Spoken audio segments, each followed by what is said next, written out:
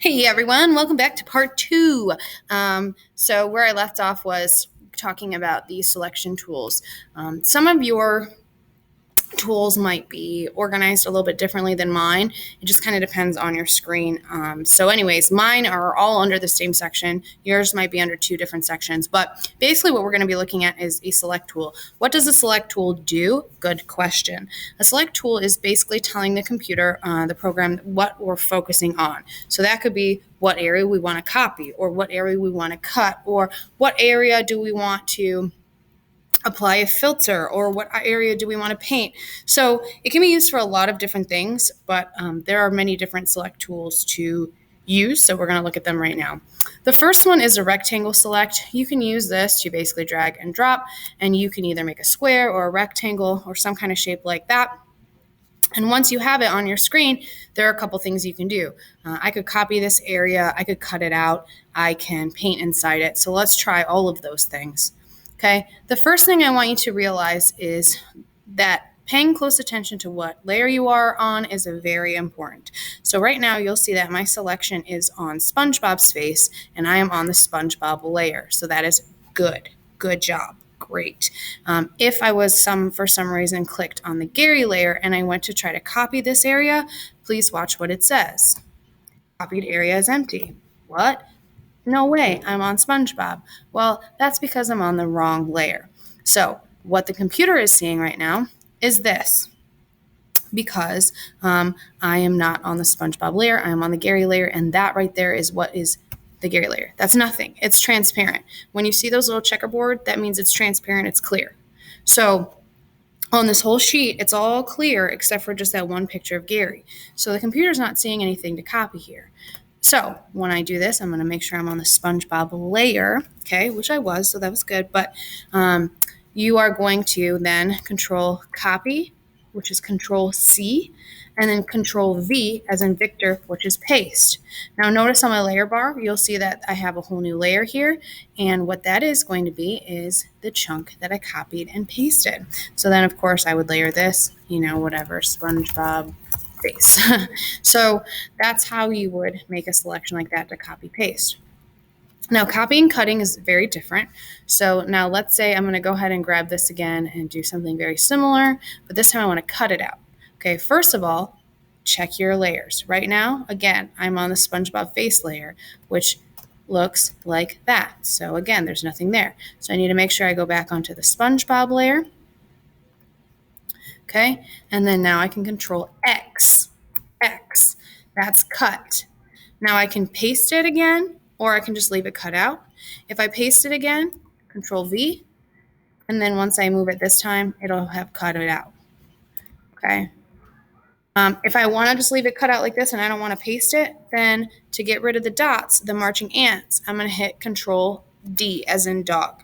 Now all of these quick commands, I'm going to give you a little cheat sheet, and they're going to get way easier once you continuously use them.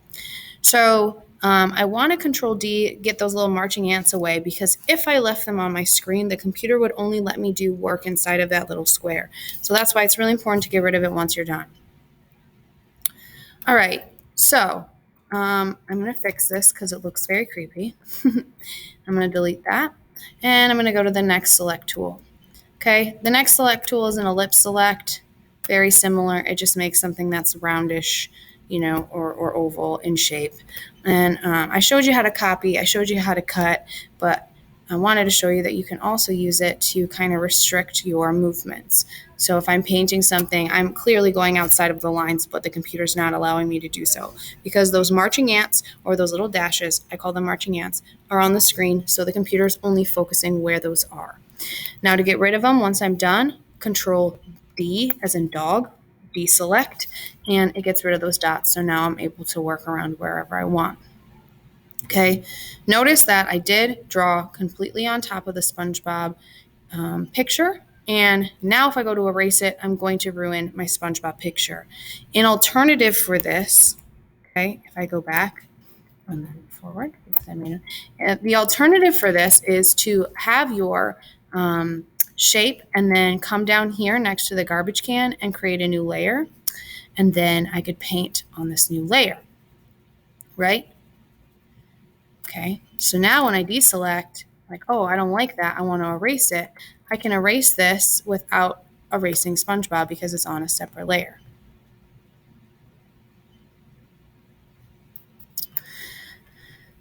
All right, some of the other tools up here for select are Lasso Select. Lasso Select is basically a free draw select tool, so you can make all different types of shapes or trace around things. Polygonal Lasso Select tool, this one makes just like straight lines, so you can make shapes this way, and then you have to kind of connect them. And then last but not least, one of my favorites is Magnetic Lasso Select. Magnetic Lasso Select is a tool. You are going to, I'm going to switch to Gary here and try to do an eye. So I'm going to zoom in. I'm going to click it once and then give it a second until you see a square appear. Once you see a square appear, okay, you're going to go ahead and start tracing your object. Now I am clicking my mouse every once in a while to leave these little squares. They are what I call anchors. Okay. If you make a mistake and you dropped one you didn't mean to, you can hit the backspace button and it'll get rid of the one you dropped before that. But basically you just drop them to kind of help guide the computer. And then when you're done, you have to make sure you click the original dot that you started with. So the first one you put down needs to be the one you end with. Now watch what happens when I click that specific square. All the squares went away, and now I have marching ants. So that's what I want to see. If you don't see the marching ants, then you didn't connect them and it's not selected. A selection has those little tiny dots, little ants around them. So now with this, I can either cut it out, I can copy it. Okay, I'm going to copy paste it, and I pasted it. You see it's on a new layer here. I went up, got my pointer tool, and I can just drag this over, and now I have 3 eyes. And then, of course, I'm going to call this eye, so I'm nice and labeled and organized. Okay, so those are your select tools, and they can be used to do a lot of different things. So please do some of these things and practice. Try all of them. Just cutting out or copying different areas, that would be wonderful. And then I will move to the next video. Thanks so much for tuning in.